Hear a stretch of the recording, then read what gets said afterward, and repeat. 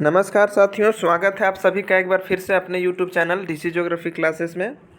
यदि चैनल पर नए हैं तो चैनल को सब्सक्राइब कर लीजिए और बेल आइकन को प्रेस कर लीजिए ताकि हर नई वीडियो की नोटिफिकेशन आप तक आसानी से पहुंच सके।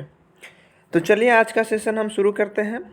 और एक जो हमारा कंप्लीट जो मॉडल एंड थ्योरीज़ के ऊपर सीरीज़ चल रहा है, उस सीरीज़ के अंतर्गत हम लोगों ने अभी तक कॉन्टिनेंटल ड्रिफ्ट हाइपोथेसिस जो कि टेलर का था और कॉन्टिनेंटल ड्रिफ्ट थ्योरी जो कि वेगनर का था, इसको हम लोगों ने अध्ययन कर चुके हैं। ठीक है, इसके बाद हम लोगों ने प्लेट टेक्टोनिक थ्योरी को भी देखा है, उसे हम लोग स्टडी किया है। तो इसी कड़ी में आज हम लोग बात करने वाले हैं theory of landforms development bye Davis. Penck को हम लोग नेक्स्ट लेसन में, अगले जो हमारा सेशन होगा उसमें हम लोग देखेंगे। आज का जो सेशन होने वाला है वो मुख्यतः डेविस का जो मॉडल था, जो थ्योरीज था, उसके ऊपर बेस्ड है। तो चलिए बिना देरी किए आज का सेशन शुरू करते हैं।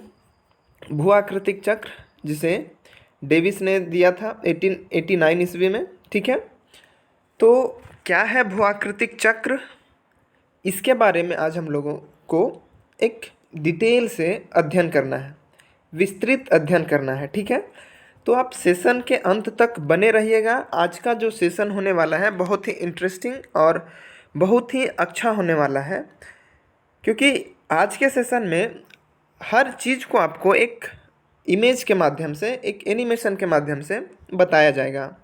तो सेशन में बने रहिएगा। चलिए शुरू करते हैं आज का सेशन हम। अब अगर हम बात करें भूआकृतिक चक्र की, ठीक है, तो इसमें एक शब्द आया है भू। भू यानी भूमि। ठीक है, अब आकृतिक, आकृतिक का मतलब क्या होता है कि जो भी भूमि का आकार है, ठीक है, किस आकार में भूमि का स्वरूप है उसे हम आकृतिक कहते हैं। और चक्र, चक्र हम लोग किसे कहते हैं? तो चक्र का मतलब होता है एक प्रोसेस जो कि साइक्लिक होता है, चक्रीय होता है, वृत्ताकार होता है। ठीक है, तो भूमि का जो स्वरूप है उसका चक्रीय रूप। ठीक है, इस चीज़ को हम लोग आज समझने की कोशिश करेंगे। ठीक है, तो सबसे पहले अगर हम बात करें जो भूविज्ञान के क्षेत्र में, तो चक्रीय जो पद्धति है यानी साइक्लिक जो कॉन्सेप्ट है, इसका अवलोकन सबसे पहले स्कॉटिश भूगर्भशास्त्री जियोलॉजिस्ट जेम्स हटन ने 1785 ईस्वी में किया था। और इसी ऑब्जर्वेशन के माध्यम से जेम्स हटन ने यह कहा था कि वर्तमान भूत की कुंजी है, यानी कि वर्तमान में जो भी भूदृश्य है वो कहीं ना कहीं भूतकाल के प्रतिफल है। यानी भूतकाल में कुछ जो प्रोसेस है वो सक्रिय रहे होंगे, तभी जाकर आज का जो स्थल का स्वरूप है वो एग्जिस्टेंस में आया है। ठीक है, तो इसी चीज़ को डेविस ने, ठीक है, इसी चीज़ को डेविस ने अपर्दन चक्र की संकल्पना के रूप में दिया। ठीक है, अब डेविस ने जो अपर्दन चक्र की संकल्पना था, कॉन्सेप्ट था, इरोजनल साइकिल, उसे दिया। और डेविस के अनुसार जो लैंडफॉर्म्स है यानी भूदृश्य है, उसका विकास भी एक चक्र से होकर गुजरता है। यानी कि आज पृथ्वी पर जो भी लैंडफॉर्म्स है वो किसी न किसी चक्र से होकर गुजर रहा है और गुजरा होगा भूतकाल में। ठीक है, इस चीज़ को डेविस ने बताने की कोशिश की। और जो इन्होंने एक साइकिल बताया, जो चक्र बताया, इस चक्र का एक निश्चित विकास का क्रम होता है। यानी अगर कोई भी साइक्लिक प्रोसेस हो रहा है तो उसका एक कोई ना कोई निश्चित ही क्रम होगा, सिस्टम होगा। ऐसा नहीं है कि कोई भी साइकिल अचानक से एकदम से चेंज हो जाता हो। ठीक है, उसका जो भी प्रोसेस है वो एक साइक्लिक प्रोसेस में होता है। यानी चक्रीय पद्धति में होता है। तो डेविस ने इसी स्थल के विकास को 3 अवस्थाओं में बांटा है। कितने अवस्थाओं में? 3 अवस्थाओं में। ठीक है। तो सबसे पहले हम लोग देखेंगे जो डेविस का अपर्दन चक्र का जो कॉन्सेप्ट है, ठीक है, उसे इन्होंने 3 अवस्था में बताया। तो जो पहला अवस्था इन्होंने बताया वो बताया यूथफुल स्टेज, युवा अवस्था। सेकेंड प्रौढ़ावस्था जिसे मैच्योर स्टेज कहते हैं, और third one is old stage जिसे वृद्धावस्था कहते हैं। तो जो भी लैंडफॉर्म्स है इसका जो भी डेवलपमेंट होता है ये 3 अवस्थाओं में होता है। पहला युवावस्था, दूसरा प्रौढ़ावस्था और तीसरा वृद्धावस्था। इन्हीं तीनों अवस्थाओं से होकर किसी भी स्थलखंड का विकास होता है। हम लोग इसे एक एक करके देखेंगे आज। आप इस पिक्चर को आई होप कि आपको विजिबल होगा। तो जो डेविस ने अपर्दन चक्र का जो कॉन्सेप्ट दिया था यानी भूआकृतिक चक्र, ये जो थ्योरी या मॉडल था ये पेंसिल्वेनिया के नदी घाटी के आधार पर बेस्ड था। ठीक है। यानी कि इनका जो स्टडी था वो पेंसिल्वेनिया के नदी घाटी क्षेत्र पर आधारित था। ठीक है। तो इसका मतलब क्या है कि जो भूआकृतिक चक्र है ये नदी के अपर्दन चक्र से संबंधित है। यानी इसमें नदी के जो भी अपर्दन से संबंधित बातें हैं उस चीज़ का इसमें चर्चा किया गया है। तो इसी चीज़ को हम लोग आज देखेंगे एक एक करके। तो अगर हम इस पिक्चर को देखें तो इस पिक्चर में आपको दिखाई दे रहा होगा एक माउंटेन्स, और इस माउंटेन से एक नदी का उद्गम हुआ है। ठीक है। और इसी में नदी का जो अवस्था है वो 3 अवस्था में इसे बांटा गया है। पहला अवस्था जो है उसे यूथफुल स्टेज कहा गया, और ये जो बीच की अवस्था है इसे मैच्योर यानी कि प्रौढ़ावस्था क्या कहा गया है, और जो थर्ड वन है और लास्ट वन है इसे वृद्धावस्था क्या कहा गया है यानी ओल्ड स्टेज कहा गया है। ठीक है। इस चीज़ को हम लोग एक एक करके आज बारीकी से समझने की कोशिश करेंगे। ठीक है। तो अगर हम बात करें डेविस की, तो डेविस के अनुसार जो भूदृश्य है यानी जो लैंड फॉर्म्स है उसका संरचना, प्रक्रम तथा अवस्था का परिणाम है। कोई भी लैंडफॉर्म्स किसका परिणाम है? तो डेविस ने इसे बताया कि किसी भी लैंडफॉर्म्स का जो एग्जिस्टेंस है वो स्ट्रक्चर, प्रोसेस और स्टेजेस का रिजल्ट होता है। कोई भी लैंडफॉर्म्स ऐसा ही नहीं बन गया है, उसका स्ट्रक्चर देखिए, उसका प्रोसेस देखिए और उसका स्टेजेस देखिए। तो इन्हीं तीनों अवस्था, प्रक्रम और संरचना के आधार पर किसी भी लैंडफॉर्म्स का डेवलपमेंट होता है। और इन्हीं तीनों कारकों को, जिसमें संरचना, स्ट्रक्चर, प्रक्रम, प्रोसेस और अवस्था, स्टेज, इन तीनों कारकों को डेविस का त्रिकूट यानी ट्रायो ऑफ डेविस कहा जाता है। ठीक है।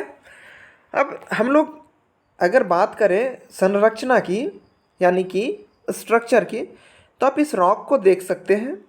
इस रॉक का जो स्ट्रक्चर है, संरचना है, किन किन चीज़ों से मिलकर बना है। ठीक है। मतलब कि ये जो रॉक है, इस रॉक में जो भी चीज़ें मिली हुई है यानी जिस प्रकार की भी चट्टानों का मिश्रण है उसे हम लोग स्ट्रक्चर कहते हैं। ठीक है। अगर हम प्रोसेस की बात करें तो आप ज़रा इसे देखें कि कोई भी लैंडफॉर्म्स का जब डेवलपमेंट होता है, विकास होता है, तो वो किसी न किसी प्रोसेस से होकर गुजरता है, प्रक्रम से होकर गुजरता है। जैसा कि यह एक लैंडफॉर्म्स है। अब अगर इसमें इरोजन होता है, इसमें कटाव होता है, तो कटाव होने के बाद जो भी चीज़ें हैं वो परिवहन होकर, ट्रांसपोर्ट होकर किसी न किसी जगह डिपॉजिट होगा, और डिपॉजिट होने के बाद एक नया क्रस्ट का निर्माण होगा, एक नया स्ट्रक्चर रॉक का निर्माण होगा। तो ये पूरे जो इरोजन से होकर ट्रांसपोर्टेशन और डिपोजिशन का जो एक सीक्वेंस है, इसी को हम लोग प्रोसेस कहते हैं, प्रक्रम कहते हैं। ठीक है। आई होप कि आपको समझ में आ रहा होगा। और लास्ट में आता है अवस्था स्टेजेस, यानी किस किस स्टेजेस से होकर इस लैंडफॉर्म्स का डेवलपमेंट होता है। ठीक है, तो उसे हम लोग अवस्था कहते हैं। अब अवस्था में जैसा कि समय को इसमें ज़्यादा महत्व दिया गया है। ठीक है, और जो डेविस है, डेविस ने टाइम के ऊपर विशेष जोर दिया है। यानी कोई भी स्ट्रक्चर का निर्माण हो रहा है, लैंडफॉर्म्स का निर्माण हो रहा है, तो उसमें समय का बहुत ही इम्पोर्टेंस रोल होता है।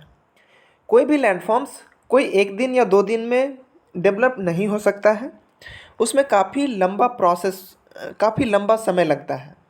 तो टाइम के ऊपर विशेष बल दिया है डेविस ने। ठीक है, अब हम बात करें डेविस की, तो डेविस ने एक अपनी पुस्तक एसेस इन ज्योग्राफी में, ठीक है, अपर्दन चक्र का सिद्धांत दिया है। जो साइकिल ऑफ इरोजन है, इस थ्योरी को इन्होंने एसेस इन जियोग्राफी में दिया है। एसेस इन जियोग्राफी इनकी एक प्रसिद्ध पुस्तक है, जिसमें इन्होंने साइकिल ऑफ इरोजन का थ्योरी दिया है। ठीक है, और ये जो साइकिल ऑफ इरोजन है, ये यूएसए के ओहियो नदी घाटी पर भी आधारित है। ठीक है, एक पेंसिल्वेनिया है और एक ओहियो नदी घाटी है। ठीक है, अब डेविस के अनुसार स्थलखंड की उत्थान की क्रिया अचानक एवं लघुकालिक क्रिया है। डेविस का क्या कहना है कि कोई भी लैंडफॉर्म्स का डेवलपमेंट जो होता है, जो उत्थान होता है, वह अचानक एवं लघुकालिक होता है, शॉर्ट पीरियड ऑफ टाइम में। यानी कि कोई भी लैंडफॉर्म्स अचानक से उसमें उत्थान होता है और बहुत कम समय में। जैसे आप इस चीज़ को यहाँ से आप देख सकते हैं, समझ सकते हैं कि ये एक सपोज एक लैंडफॉर्म था। ठीक है, अब इसमें अचानक से अपलिफ्टमेंट होता है, अचानक से उत्थान होता है और एक शॉर्ट टाइम ऑफ पीरियड में होता है। यानी कि डेविस का कहना था कि कोई भी लैंडफॉर्म का जो डेवलपमेंट होता है, तो उसमें अचानक और लघुकालिक उत्थान होता है। ठीक है, आई होप कि आपको समझ में आ रहा होगा डेविस ने क्या कहने की कोशिश की थी। ठीक है, जो स्थलखंड है उसका उत्थान अचानक से और शॉर्ट टाइम में होता है, शॉर्ट टाइम पीरियड में होता है। ठीक है, अब इन्होंने इसी से संबंधित एक और बातें कही, और वह यह था कि इन्होंने कहा कि उत्थान की जो क्रिया है, यानी कि जो लैंडफॉर्म्स में अपलिफ्टमेंट हो रहा है, उत्थान की क्रिया के समापन के बाद ही उसमें अपर्दन का कार्य प्रारंभ होगा। इस स्टेटमेंट को आप ध्यान से समझिए और देखिए, क्योंकि यही स्टेटमेंट बार बार प्रश्न में पूछे जाते हैं एग्जाम्स में। उत्थान की प्रक्रिया के पश्चात ही अपर्दन की क्रिया प्रारंभ होती है। किसने कहा था? तो डेविस ने कहा था। ठीक है, इसका मतलब क्या है कि डेविस का कहने का मतलब है कि कोई भी लैंडफॉर्म्स का जब तक अपलिफ्टमेंट पूरा नहीं हो जाता है, उसमें अपर्दन की क्रिया नहीं होगी, ऐसा डेविस का मानना है। ठीक है, अब जो डेविस का जो थ्योरी है, उस थ्योरी में इन्होंने जो युवावस्था, प्रौढ़ावस्था और वृद्धावस्था को समझाने की कोशिश की है, उसी चीज़ को हम लोग सबसे पहले देखते हैं।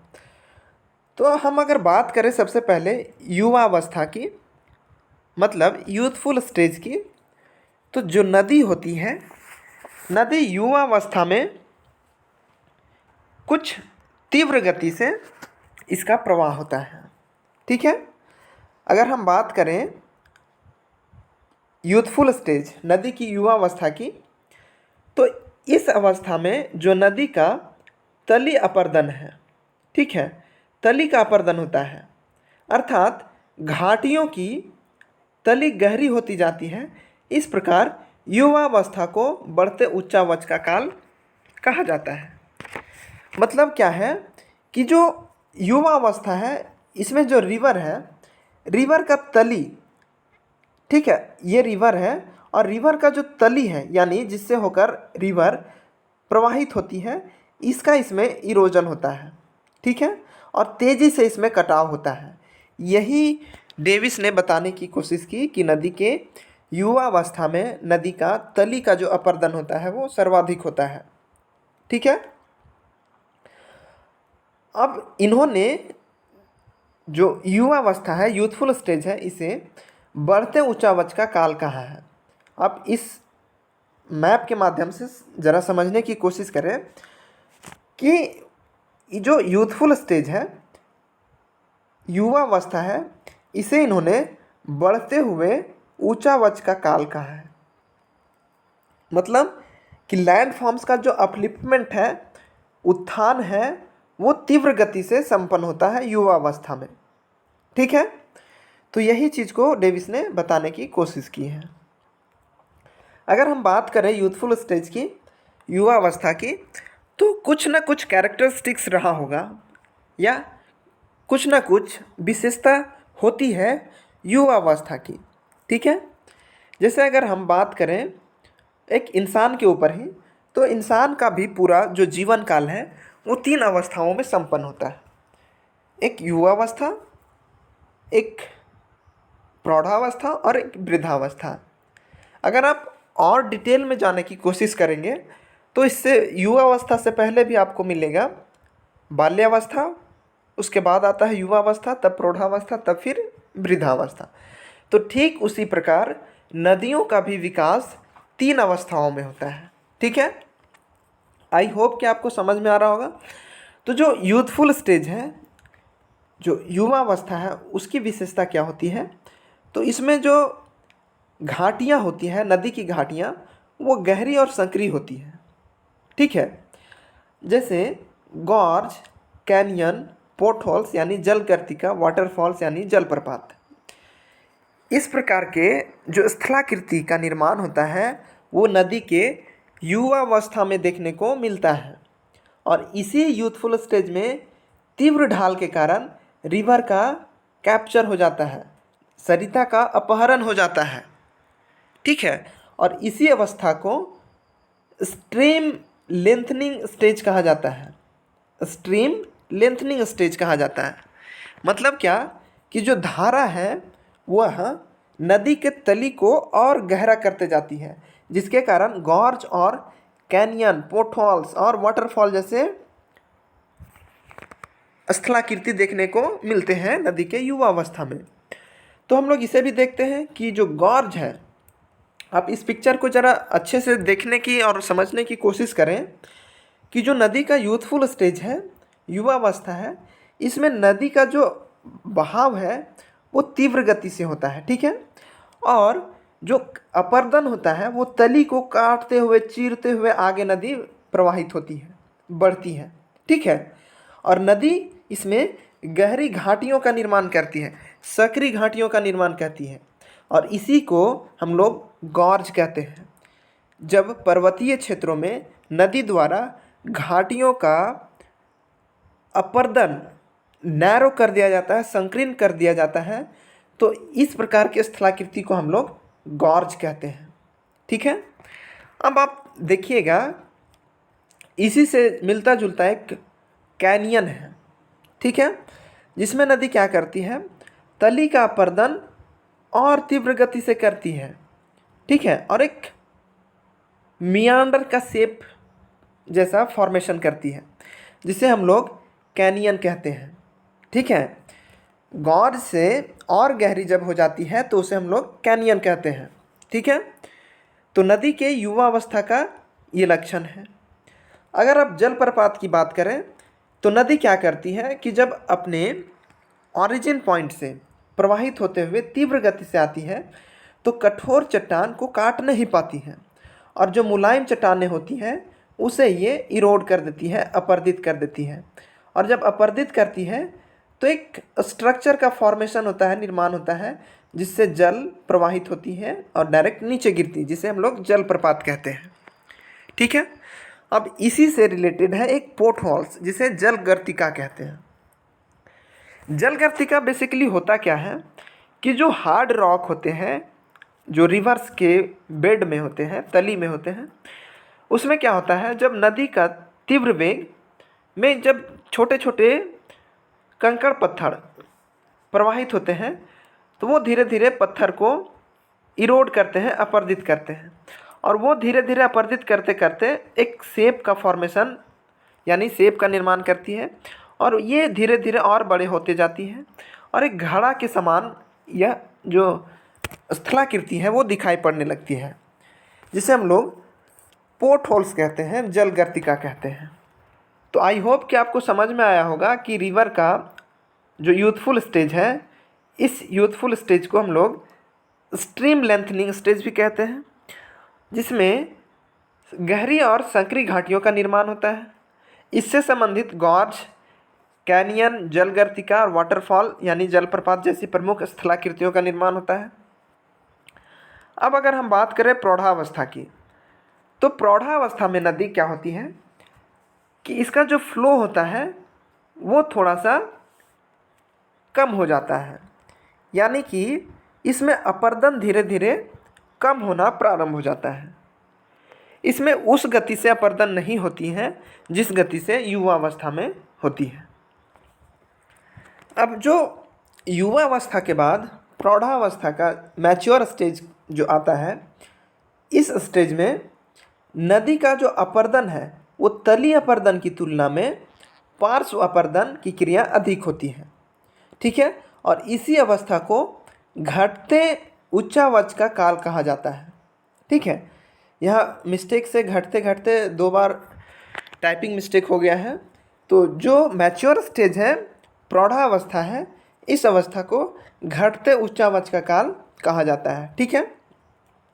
अब घटते उच्चावच का काल क्यों कहा जाता है? क्योंकि इसमें जो स्लोप है, जो ढाल है, वो अपेक्षाकृत कम हो जाता है, ठीक है। अभी तक हम लोगों ने जो बढ़ते उच्चावच का काल होता है उसे हम लोग युवावस्था कहते हैं।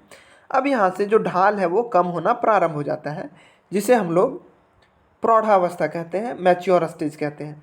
अब मैच्योर स्टेज में क्या होता है कि जो युवावस्था था उसमें जो तली का अपर्दन था वो अधिक होता था। अब जो प्रौढ़ावस्था है, इसमें तली अपर्दन की तुलना में जो पार्श्व अपर्दन है, किनारे का जो भाग है, इसमें अपर्दन अधिक देखने को मिलता है, ठीक है। इस चीज़ को अभी हम लोग आगे और अच्छे से देखेंगे। अब क्या होता है, अगर हम बात करें मैच्योर स्टेज की, तो इसकी क्या कैरेक्टरिस्टिक्स हैं, क्या विशेषताएं हैं?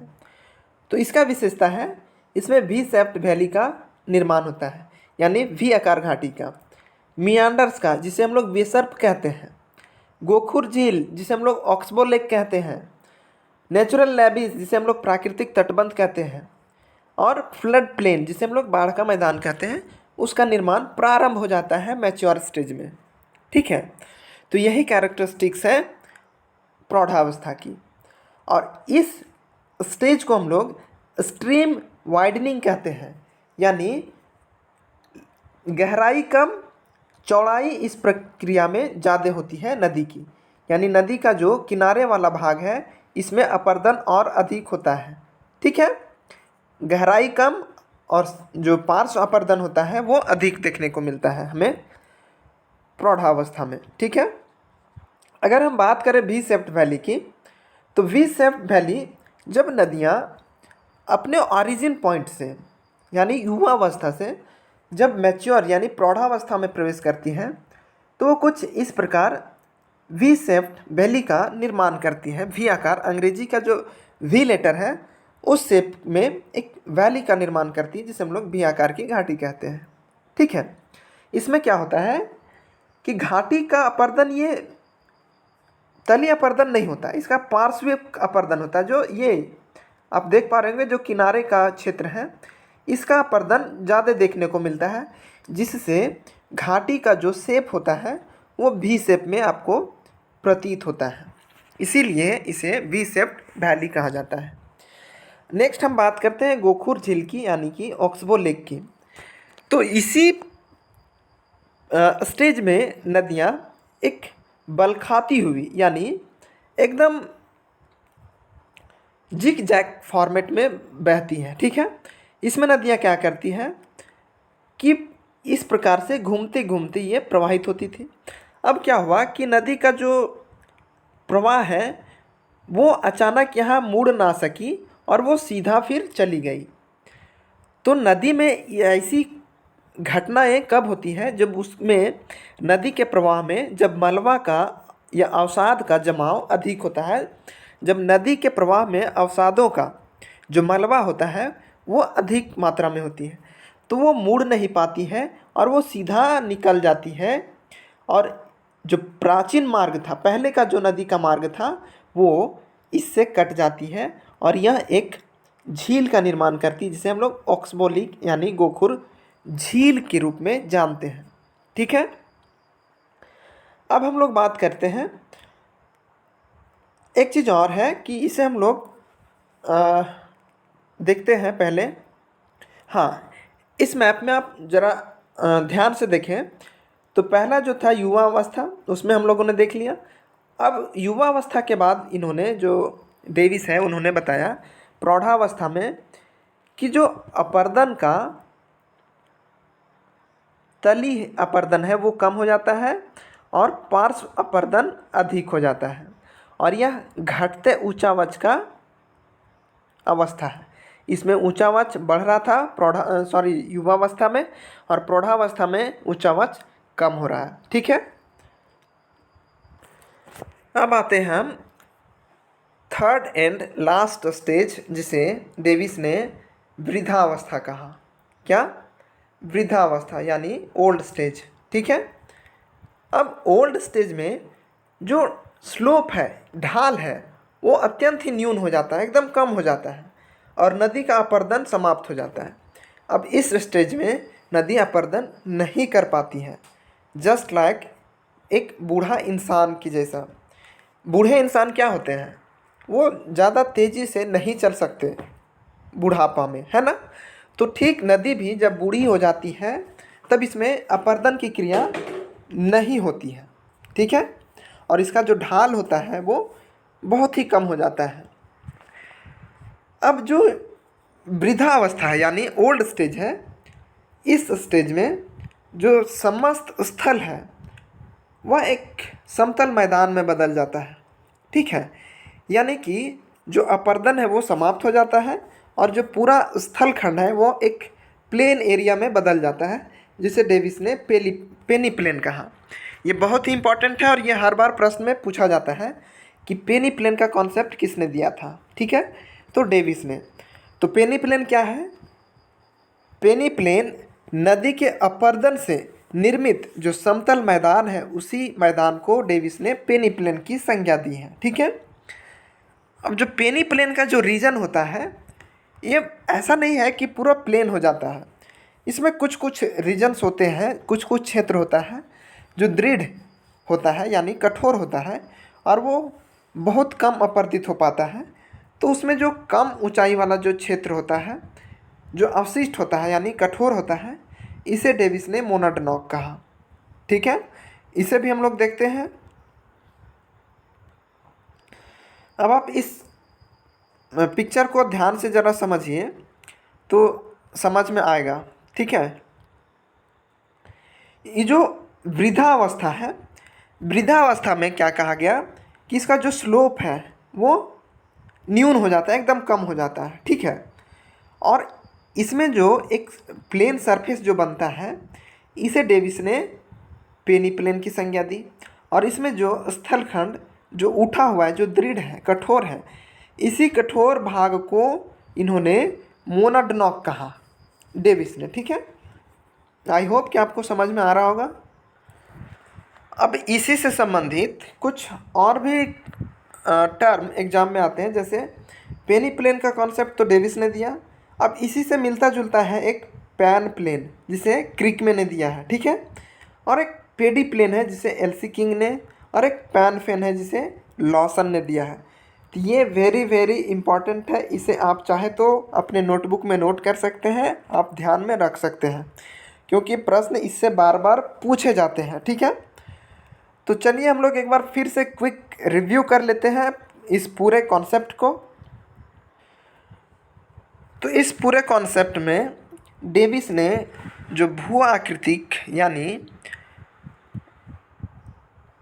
ज्योग्राफिकल जो साइकिल दिया है, इन्होंने भू आकृतिक चक्र का जो सिद्धांत दिया है डेविस ने, इस सिद्धांत में इन्होंने किसी भी लैंडफॉर्म्स का, किसी भी स्थल का जो विकास होता है उस विकास की अवस्था को इन्होंने 3 अवस्थाओं में बताया है। ठीक है, तो जो पहला अवस्था है इसे इन्होंने यूथफुल स्टेज कहा, यानी कि युवा अवस्था कहा, और दूसरी अवस्था को इन्होंने मैच्योर स्टेज कहा, यानी प्रौढ़ावस्था कहा, और तीसरा स्टेज को इन्होंने ओल्ड स्टेज कहा, यानी वृद्धावस्था कहा। ठीक है, अब जो यूथफुल स्टेज है, जो युवावस्था है, युवावस्था, इस युवावस्था में जो अपर्दन की गति है वो तीव्र होती है। ठीक है, मैच्योर स्टेज में अपर्दन का जो गति है वो कम हो जाता है, और ओल्ड स्टेज में अपर्दन ना के बराबर होता है। ठीक है, इस चीज़ को डेविस ने बताने की कोशिश की। अगर हम यूथफुल स्टेज की बात करें तो इसमें वाटरफॉल, पोर्टहॉल्स, गॉर्ज, कैनियन जैसे स्थलाकृतियों का विकास होता है। वहीं अगर हम मैच्योर स्टेज की बात करें तो मैच्योर स्टेज में जो बाढ़ का मैदान का निर्माण है वो प्रारंभ हो जाता है, भी आकार की वैली का निर्माण होता है।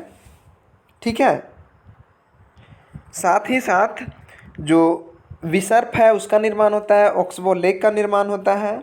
वहीं अगर हम बात करें ओल्ड स्टेज की तो इसमें क्या होता है कि जो बाढ़ का मैदान है, जिसे डेविस ने पेनी प्लेन कहा, उसका निर्माण हो जाता है, डेल्टा का निर्माण होने लगता है। ठीक है, तो यही था इनका पूरा जो साइकिल है वह। युवावस्था को इन्होंने स्ट्रीम ऑफ लेंथनिंग कहा, प्रौढ़ावस्था को इन्होंने स्ट्रीम ऑफ वाइडनिंग कहा। ठीक है, तो कुछ बेसिक चीज़ है जिसे आपको ध्यान में रखना है। तो यही था आज का हमारा सेशन। आई होप कि आपको सेशन पसंद आया होगा। ठीक है, जो वृद्धावस्था की बात कर रहे थे तो कुछ इस प्रकार की मैदान का, जो बाढ़ का मैदान है उसका निर्माण होता है, जो कि वृद्धावस्था में होता है। ठीक है, तो आई होप कि ये सेशन आपको काफ़ी अच्छा लगा होगा। यदि अभी तक आप मॉडल्स एंड थ्योरीज़ का जो कॉन्टिनेंटल ड्रिफ्ट थ्योरी है, प्लेट टेक्टोनिक थ्योरी नहीं देखे हैं, तो प्लेलिस्ट में वीडियो के डिस्क्रिप्शन बॉक्स में प्लेलिस्ट का लिंक दिया हुआ है, आप वहाँ से भी देख सकते हैं। साथ ही यदि आप भौगोलिक चिंतन, ज्योग्राफिकल थॉट का वीडियो अगर नहीं देखे हैं तो उसका भी डिस्क्रिप्शन बॉक्स में लिंक दिया हुआ है, आप वहाँ से भी भौगोलिक चिंतन का कंप्लीट सीरीज आप देख सकते हैं। ठीक है, तो थैंक यू सो मच। मिलते हैं अगले सेशन में, तब तक के लिए धन्यवाद।